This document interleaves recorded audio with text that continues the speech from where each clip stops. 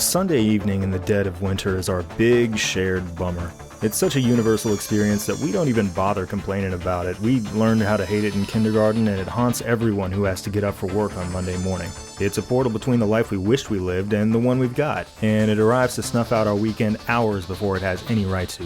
Why is the sun going down at 5? That's stupid.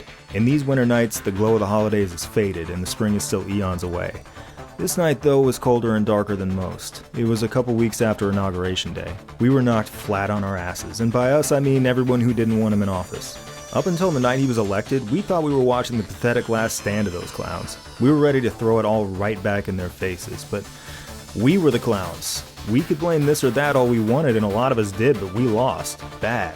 Now we were left looking for crumbs. Can we hit back somehow? Can we win something, no matter how symbolic or materially meaningless? We're begging here. This is where we're at. Well, we did have what we needed to build our little narrative sandcastle. We were offered a clear-cut villain. And, strictly by default, our hero.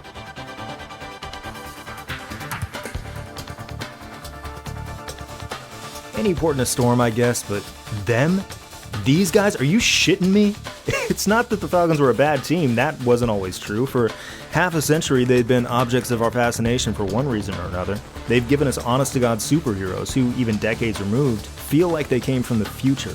They've delivered heart-stopping comeback wins and personalities we've come to love, whether we were even fans of the Falcons or not. It's just that this was the team we'd spent half a century laughing at. I mean, look, this was the team that once attempted an onside kick in the final seconds of a playoff game when they had the lead.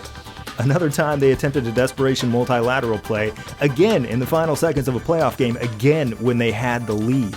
And their coaches? Good God. The instant the Falcons set expectations, they defy them, including now. This isn't just a Super Bowl, it's the first ever Super Bowl imbued with real political heat. Millions of strangers have jumped on this bandwagon who have no idea how many times this team has completely blown it. But the Falcons aren't blowing it.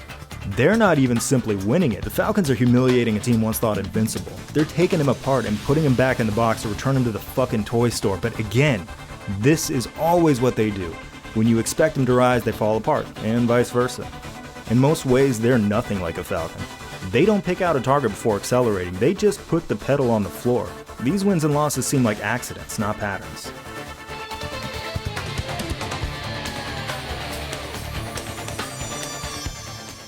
There's no way to know what the hell they're drawing. It can't be understood. Not until you climb and see it from a great height.